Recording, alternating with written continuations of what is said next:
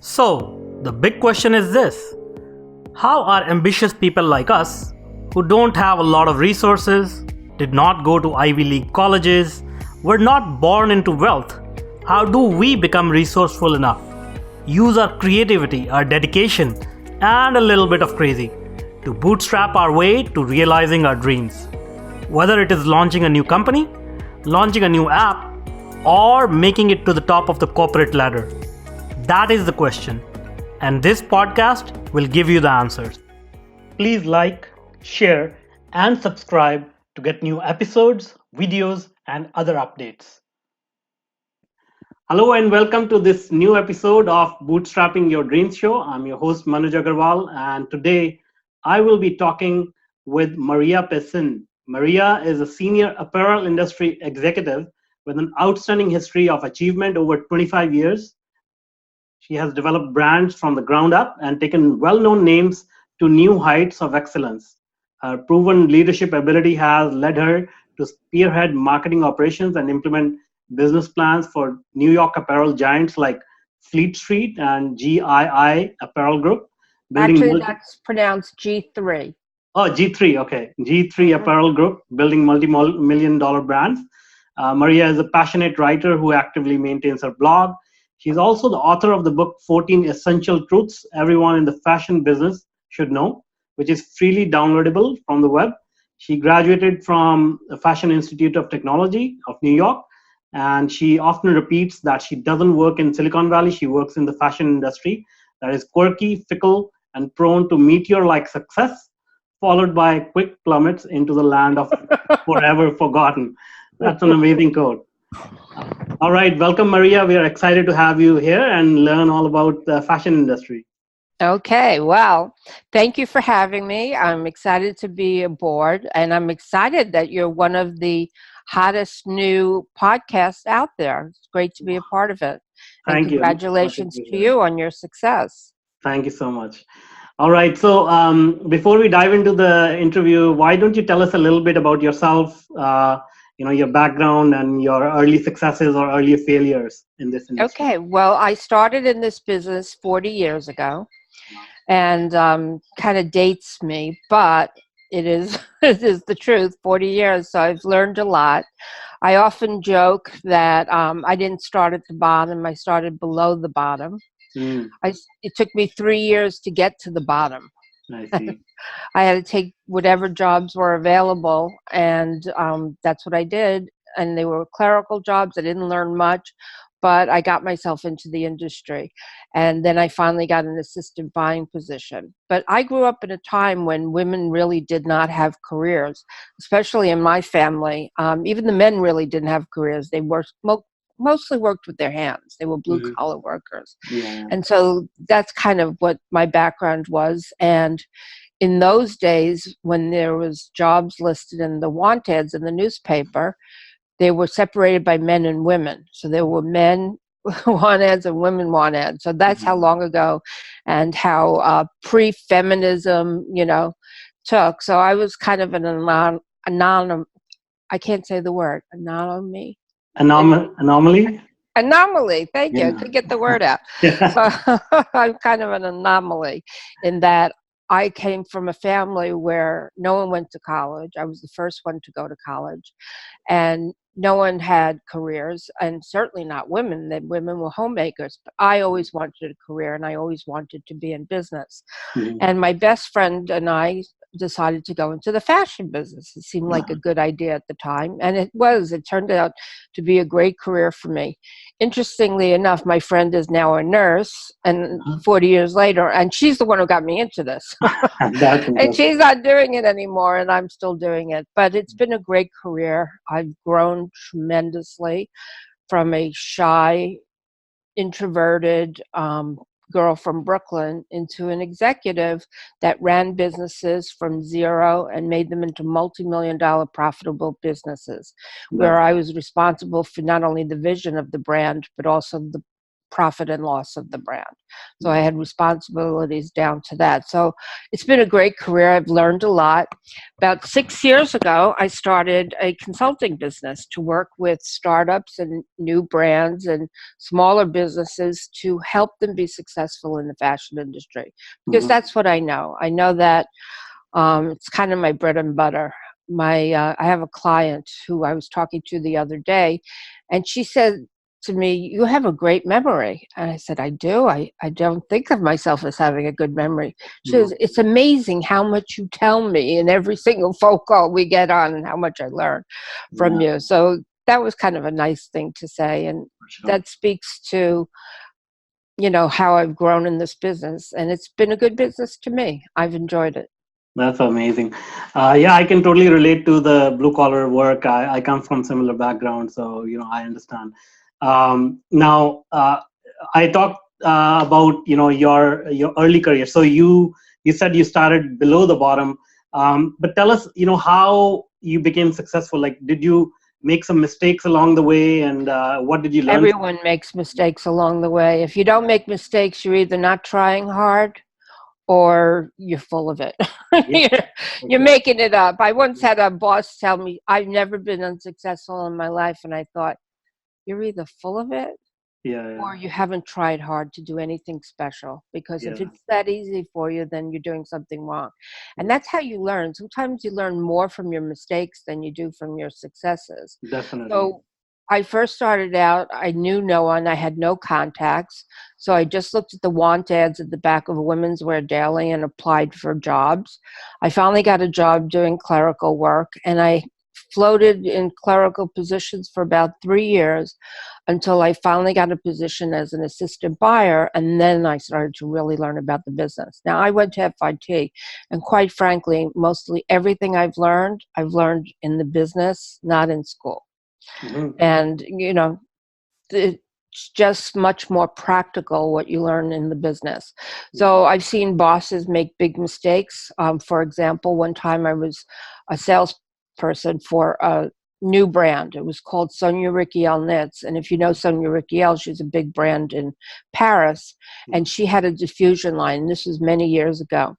And the VP in charge of the division wanted to make this very exclusive, wanted to have exclusivity and not sell to everyone. So they turned a lot of people away. But in 6 weeks, we booked like $3.5 million, which in the 80s was amazing. That's probably like, $15 million now. So we booked a lot, and then they saw dollar signs. So they said, okay, let's double our inventory. So we sold it out. Now let's double it. And then we could really sell people. Then we had to go after the people who we turned away and try to get them to buy the line. And we inundated people with so much merchandise, the line never sold well. 3 years later, it was out of business. Wow. And one of the things that I learned, besides what not to do, was that the VP in charge of my division did exactly what the owner said, which was double your volume, double your inventory. And I always thought he should have told him not to do that, and that his job as a manager was to tell the truth, and he should have told him, this is a mistake. And that was a big lesson that I learned in that job. But there hasn't been a job that I've taken that I haven't learned what not to do and what to do. And on the way to building, a $20 million company, you make, the line's not great in the beginning. You kind of learn as you go along. You make the line better and better. You learn how to price it. Lots they show success, they say there's an arrow from, here to here, but the truth is it's not like this, it's like this. All the way up.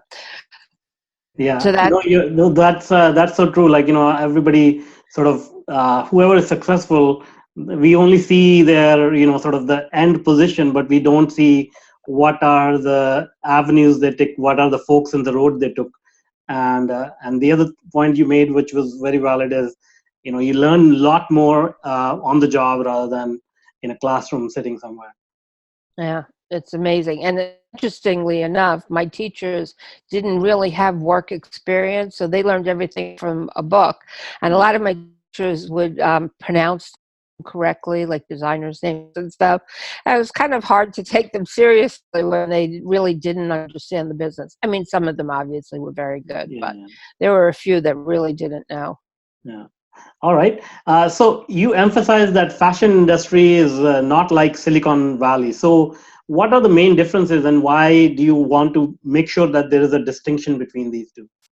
Okay, Yeah. so right now there's a lot of um, things vying for people's dollars. When I first started out, people were buying clothes and maybe once in a while going out to dinner and maybe once a year going on vacation. Mhm. But now people are going on vacation. They eat out 4 times a week, maybe 7 times a week. There's all these electronics that they're buying, computers, telephones, and such. So there's so much vying for the dollars that clothing is not as big a part of people's disposable income as it used to Yeah. be. So the business isn't quite as robust as it used to be. Whereas when I say Silicon Valley, I think of all like apps and electronics, computers, Alexa, for Yeah. example, Yeah. all these things. So it's a very robust industry, and Mhm. people are apt to spend a lot of money there. So it's very much easier to be successful in that field than it is to be in fashion. So I you see. really have to do your homework, be on your game. You can't be half-assed in this business. You have to really have all your ducks in a row and do the best job possible in order to be successful. So that's why I say it's different. You could get away with mediocre 30 years ago. You can't get away with mediocre anymore. I see. So that to me is the biggest difference. Now, is there any innovation, like any technology coming into the fashion industry and disrupting it in any way? Like, is there an overlap happening between Silicon Valley and fashion industry? Well, there are certain things that are happening, certain kinds of technology, like fitting technology, where there's virtual showrooms and you can get fit help online. So there's programs like that. There's also a lot of technology that's being used in clothing in terms of making it wicking, for example, so that when you wear clothes, when you work out, the sweat is wicked away.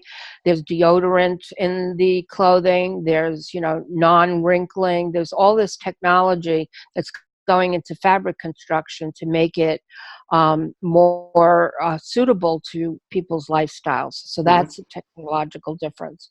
Mhm. The other thing is just how we do business is different. The online business Mhm. has made a big difference in the industry. And another thing that's been important has been sustainability and ethically produced merchandise. That's Yeah, a very big trend in my business. yeah, for So sure. those are the things that I see. Are you That's great. finding that's true in most industries?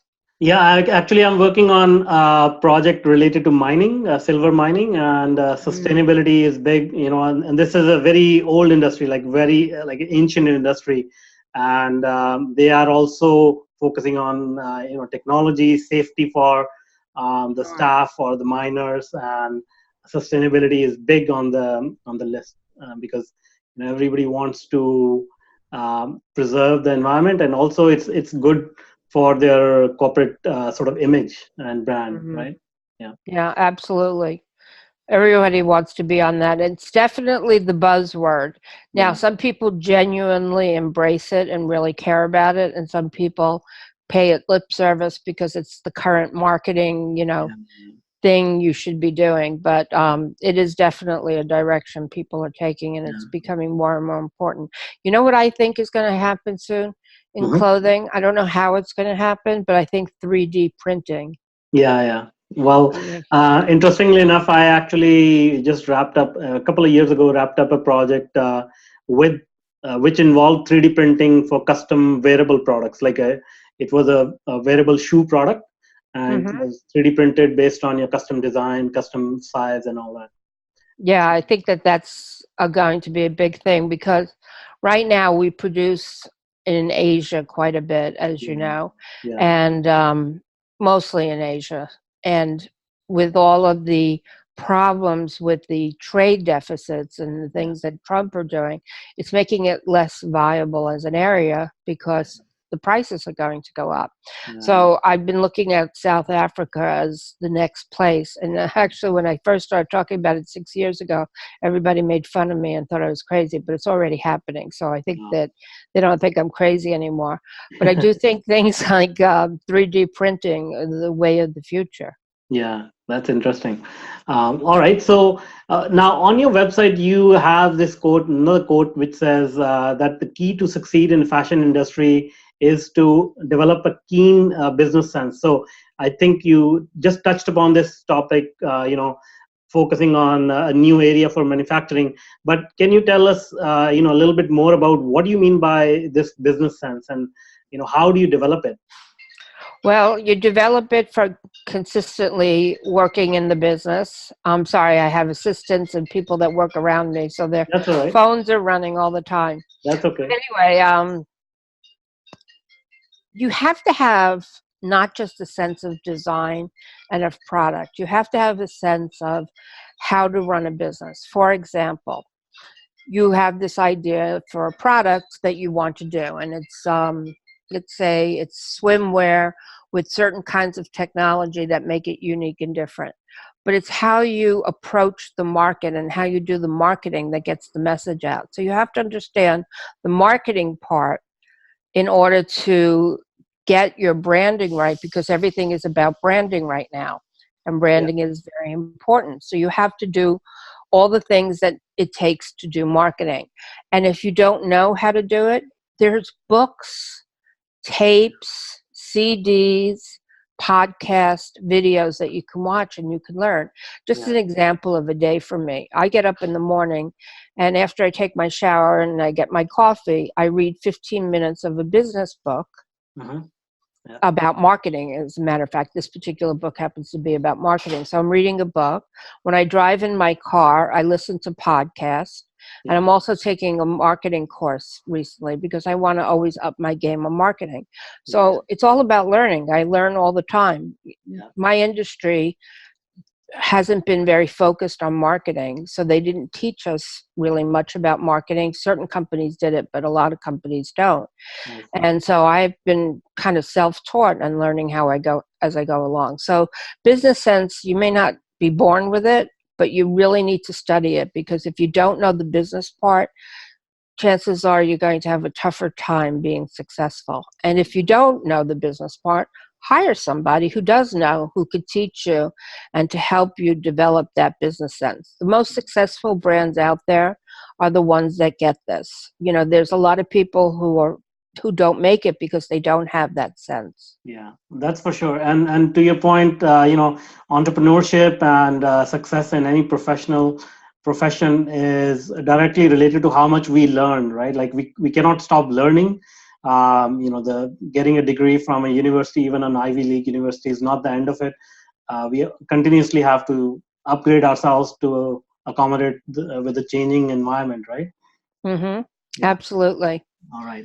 Now, the fashion industry is obviously all about beauty and aesthetics, but sometimes it may not align well with the business objectives. So can you share with us any particular life experience in which the search for beauty actually undermined the business? Actually, that would be a hard one, because the truth is it goes hand in hand. This is a business of aesthetics. If you don't have the aesthetics right, no one's going to buy you. So you really have to marry them both. I'm not saying that everything you do has to be beautiful. It just has to be right. So, I've seen ugly things be very popular. Like, I'm going to forgive me for saying this, but I think Crocs are the ugliest thing I ever saw. But there's something about the aesthetic that appeals to a wide range of people. So even though it's not a beautiful shoe, there's something about the aesthetics that work. Yeah, well, that's a very good example, because it provides a function and people seem to like it. So and it's colorful, and then they put little things in the holes to decorate it. They get crazy about it. So so you really need to think of the aesthetics of whatever you do. The truth of the matter is, everything anyone does in business right now, you have to think of how they appear to the customer. Whether it's just your marketing or your packaging or your podcast, how you present your podcast to the market so that people are attracted to it. So you have to think about that in almost everything you do. For sure. Yeah. So be customer focused, and not inject too many of your own opinions if you want to win the business. So I think that's the message, right? Yeah. All And right. you could have a vision for your business, that you have an idea of what you want it to be about, and hopefully customers will like your vision. But that's the thing about vision. You can tweak it as you go along. So you put it out there, and maybe it sells, maybe it doesn't, but you learn from when it's out there what Yeah. to do more of and what to do less of. Awesome. And another quote from your webpage, it says, never try to satisfy the entire market. Instead, focus on the particular needs of a highly targeted audience. So can you unpack that for us? How do Sure. you, yeah. That's a pet peeve of mine. Mhm. People come to me, clients come to me, and I say, well, what's your product? Who do you sell to? Oh, I sell to everyone. Yeah. I said, you can't sell to everyone. Let me put it a different way. I said, you can sell to everyone, but you can't market to everyone. You can't develop a product for everyone, because then you stand for nothing. There's billions of people. How are you going to market to billions of people? So you have to find a niche where you can stand out. These days, health industry is a very big industry. How could you go into the health industry and say, I'm in the health industry? How would you market that? Yeah. You have to find a niche within the health industry that you can tackle that would make you unique. Otherwise, you're going to be drowned out in a sea of messaging about health. Yeah. And we have limited time and limited money. Those are the two big resources we have, and we have a finite amount of each. So you want to make sure you use those resources wisely. If you try to market to everyone, your budget would be billions of dollars. It's just not reasonable to do that. So when you do your line and when you do your brand, and this is true of everything, not just fashion, you have to define it narrower and narrower and narrower. In your case, you are a business podcast. However, you didn't just say you're a business podcast. You say you bootstrap your dreams. That's much more specific, and it's very relatable, and it gets to people where they want to go. Yeah. Other than saying business, what does that mean? I mean, there's millions of people who could speak about business, but you're speaking about a narrow niche. Yeah. Does that make sense? Yeah, for sure. This is such a good piece of advice. Like I see, people doing similar things in technology and in other types of businesses. So your advice is right on that, you need to carve out a niche and just market to them. And of course, even if you're not, targeting a specific audience, they may actually buy your product, but that's because of their own personal preference, right? Right. And like I said, everybody could buy you, but you can't make for everybody. Exactly. Yeah. Now, let's turn to your book. And in your book, you say brands should always stay true to their point of view and demographic, but they need to introduce new products to stay relevant. So, is that applicable to fashion industry, of course, or other industries? I think it's true for every industry. There's a few industries where, listen, ketchup is ketchup. Heinz ketchup is Heinz ketchup. So they're always going to be doing Heinz ketchup. But they always introduce some new ideas. Maybe they do Heinz ketchup with a bit of a barbecue sauce. So they do something with a different taste. Dunkin' Donuts had probably, 6 donuts when they started out, and now they have how many types of donuts. So you have to always evolve to keep you fresh and keep people interested. Otherwise, they get bored. So yes, you have the ketchup, but then you have some other things that you add to it. And then you might find that those other things that you added end up being as strong as the ketchup. And then after a while, they outsell the ketchup. The ketchup starts not selling so well. And so your line evolves in that direction. But you won't know if you're not always testing and trying new products. That's good. All right. And, one other thing that I read that you said was it's one of your truths, which is build a clear customer profile. So, and I'm a big fan of this exercise, but we want to hear from you, like, what do you mean and how do you actually build a customer profile? Well, what I do is I actually do an avatar. You know what an avatar is? It's Yeah, yeah, like for sure. an image of the customer. Well, Yeah. for your listeners who don't, it's actually you're making up an avatar of a specific person. I suggest that people create an avatar. A lot of stores, a lot of retailers, a lot of wholesalers create an actual person. So what I do is I tell them to look at their competitors and see who their target audience is, since they're already in business and you're new, and learn about their target audience, because that's who you're going after, is that target audience. So you want to know demographically who this customer is. So maybe you name your customer Carol Smith. And she's a mother of two. She's 42 years old, been married for 20 years, has a 15-year-old and a 13-year-old. She currently has a college education and she teaches, and her husband's an engineer. Like really specific. She lives in the United States, or she lives in Nashville, Tennessee. So you drill down so that everything is created for that customer. So you really know her. You can feel her, you know her pains, you know her desires, you know her wants, and then you can make your product really meet the needs that she has so that she would want to spend money with you. That's great. And then, if I'm not wrong, we need to validate this avatar and sort of relate it with some real customers as well, isn't it? Like if you get the avatar wrong, then you may end up going in the wrong direction altogether.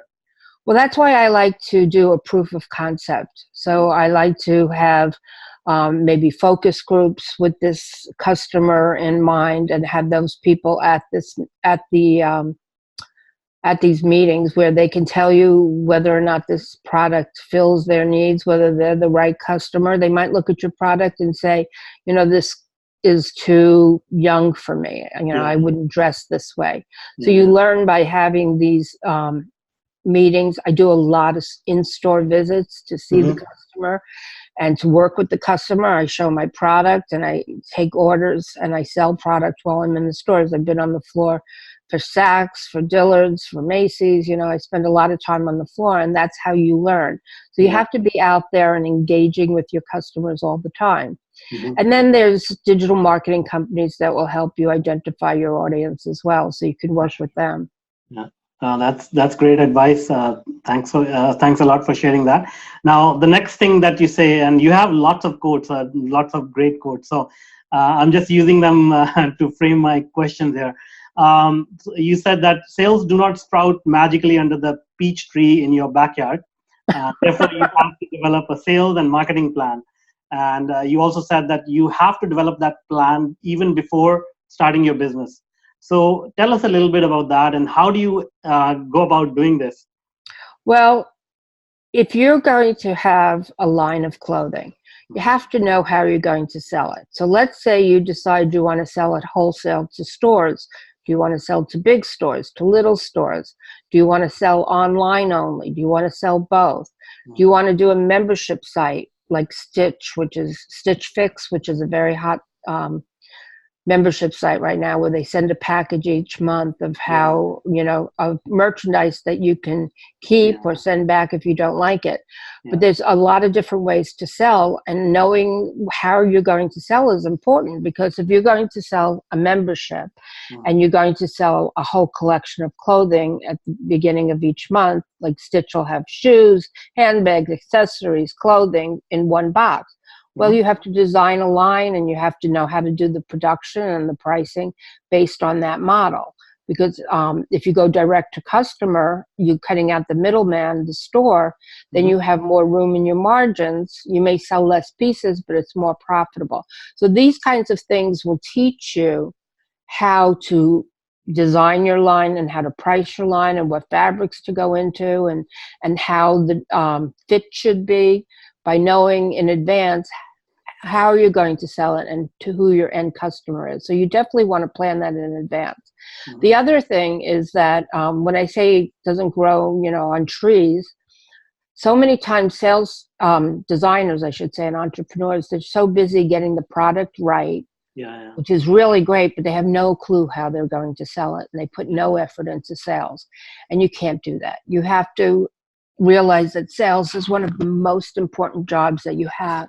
And you might hate sales. I mean, I work with people who hate sales, but then hire people and delegate the things that you don't want to do. But you have to have strategies and consistent efforts in the sales area. Otherwise, you'll get nowhere. One of the things we do in the fashion business is trade shows. Mm-hmm. Stores come from all around. They go to a trade show. Hopefully they see your line and they want to buy it and write an order. But the truth of the matter is that those things don't just happen because you're at the show. You have to do a lot of prep work. You have to call stores, send emails, mail things out, get them excited so they look for you at the trade show. So you always have to do pre-selling before you go to market. And for those people, I think, who are afraid of sales, I'm going to tell you a secret of mine. I believe that what I do is very important. Mm-hmm. I make people money. I save people money. I help them streamline the business. I help them not lose their shirts. And mm-hmm. I feel when somebody hires me that they're lucky.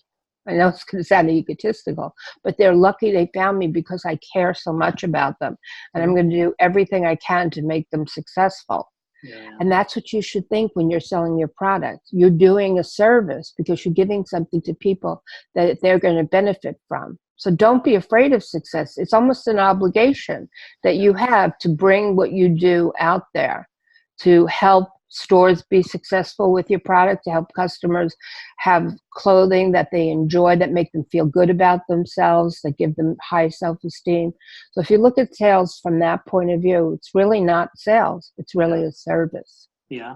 And this applies to all the industry across the board, and doesn't matter what. I believe so. Yeah. I believe so. You know, focusing on marketing and sales is very, very important, especially if you're low on resources, you're bootstrapping.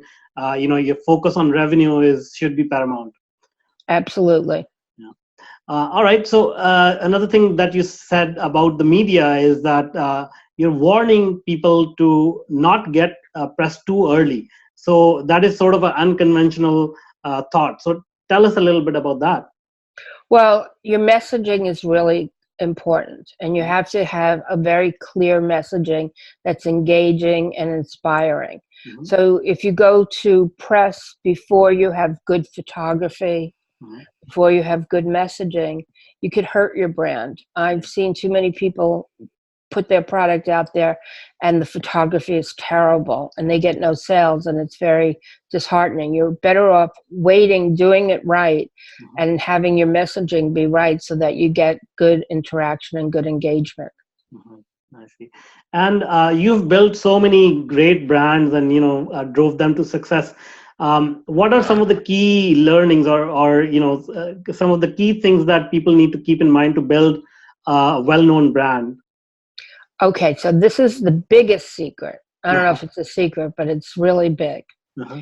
Your stores, or the stores that you sell to, and I'm talking about a wholesale business because that's what I did, they have to be successful with your product.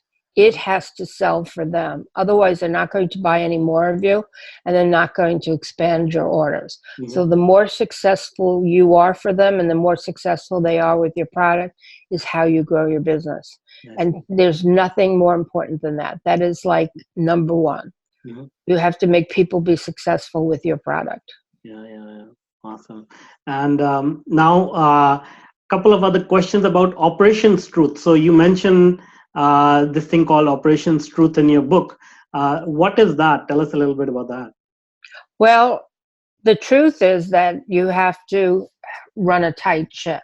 Mm-hmm. If you're chaotic and disorganized, it will reflect in your profitability. Your merchandise will be late, so stores will ask for a discount. Mm-hmm. You'll ship bad quality, so the stores will want to return it, or the customer will want to return it. If you don't have your operations tight and well managed, then you can lose your money there. You could have the best product, the best messaging, But if your production is not done right, if your business is not run properly, if you don't have systems in place and processes to make sure that everybody knows what to do and everybody proceeds on the same path, that's where you can lose your shirt. And so you have to, there's no part of the business that you can do a mediocre job on. Yeah. You have to have it all right. Yeah, there are a number of truths. I won't go through them one by one, but yeah, I mean, I get Maria's book, and there's a lot of information in there which is very useful. Now, continuing on with the theme of branding, what do you think about personal branding? How do you build a personal brand, and how are you doing it for yourself? Well, I'm doing it for myself by blogging and emailing and posting on social media, so that the way I've done it is by teaching people what I know. So the more information that I give them, the more that they will see me as the expert that I am. So I do it by giving information. But personal branding can mean so many things different to different people. I'll give you an example. I have a young man that has been a client of mine for about a year and a half. And he makes great clothes. His clothes are great. But the biggest, most interesting thing I think about the brand is him, because his whole image is great. He's this young Southern man, tall, good looking, very young. He's like 22 years old. And when you're my age, that's very young. When you're 17, it might not sound so young, but he's just charming, and he's passionate about his product. So image, both in terms of what you know, but how you present yourself. You know, there are people who present themselves really poorly, and that's their image. You know, some slovenly comedian who, you know, says dirty jokes all day. You know, that's his look. But that's the persona that he creates. So you have to create a persona that goes with what you're doing. Not everybody wants to be the face of their brand, but if you do want to be the face of your brand, make sure you cultivate the look and feel and messaging that you would do for clothing or for a new app or for any business that you do. Awesome. So continuing on with this theme, tell us a little bit about business storytelling, because I think you are, you talk about that as well, right? Yes. People want to have an emotional connection to who they do business with. That's a very important thing. I bring up the story of my daughter. She's 27 now, but when she was a teenager in high school, she wanted to buy Tom's shoes, which personally I thought were very ugly. I didn't know why she wanted to buy them. But Tom's story was that they would give a pair of shoes away to someone who didn't have shoes for every shoe that they sold. That story resonated with her so much that she wanted to buy shoes she might not have thought were attractive had that not been part of the story. And people want to relate. You know, do you ever hear of Spanx? Are you familiar with that line? I think so, yeah. Yeah, it's shapewear for women. It's undergarments to kind of hold you in so that you don't have any bulges. And I love that story because this is a woman who wanted the shapewear, but she couldn't find it. And she looked everywhere. And she ended up buying pantyhose and cutting the feet off and wearing them. And that's how she found Spanx. So she thought, if I would want this, somebody else would want it. And she went to Neiman Marcus and she showed them how it worked. And they bought, like, I don't know, a big order. And Spanx was born. That's a phenomenal story. People could relate to it, especially women who want to, you know, be like her.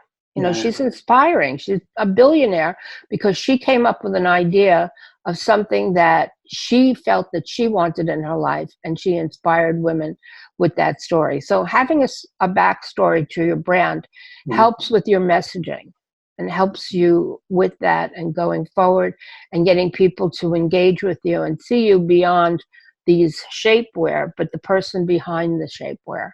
Awesome. That's great. Maria, thank you so much for being on our show and sharing all your wisdom. And, you know, you've shared some really good practical advice, which not only applies to fashion industry or high-tech industry, but industries across the spectrum. So thank you so much. Now, before I let you go, can you tell us a little bit about your company and, you know, how absolutely. I'd love to do that. Yeah. So as I said, I've been in business for 6 years, and what I do is I consult with brands who want to start their business or grow their business, Mhm. and I also work with people outside of the United States who want to come to the United States to do business. That's I really study their line. I give them my feedback on what I think they need to do in order to get to the place that they need to get to, and I help them execute. So we come up with a marketing and sales strategy, which I help them execute to create the sales that they need. Sometimes we have to revamp their line. Sometimes the line is just right and we just have to tweak the messaging, or maybe the fit isn't there. There's always something. If you're not getting to the next level, we can get you to the next level. And then some of my clients are just so overwhelmed by what they need to do, they don't even know where to start. And so I help them in a very precise progression to get their business open and started and going. So I work with as a consultant, but I also have something that I've just started to do recently, and that's a subscription site where Mhm. people can become a member, so they're part of a community of people like themselves who they can talk to. I do webinars each month. I also send newsletters, give resources for pattern making, for lawyers, accountants, and such that people can get to. So unfortunately, it's not open, but it's going to be, it's closed right now, but I'm going to be opening it within the next month. So people That's can great. get on my waiting list to become a part of it. And it's a very practical, cost-efficient way for people who don't have the wherewithal to consult with me at this time. Yeah. All right, great. Thank you, Maria, so much for being on our Thank show and you. It was really sharing. enjoyable. You have a great smile, by the way. Oh, thank you so much. It's so kind of you. Thanks a lot. I'm sure everyone got lots of value out of this. And if anybody wants to jump into the fashion industry, please do contact Maria. Thank you so much. Have a wonderful day. You too. Thanks. So, again, I'm Manuj Aggarwal, and thanks a lot for joining us on Bootstrapping Your Dreams show.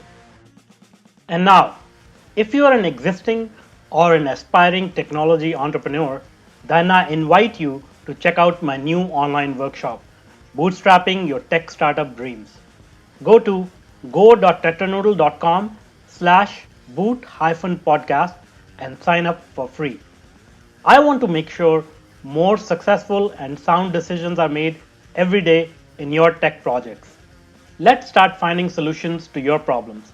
So go to go.tetranoodle.com/boot-podcast and I look forward to helping you with your tech startup.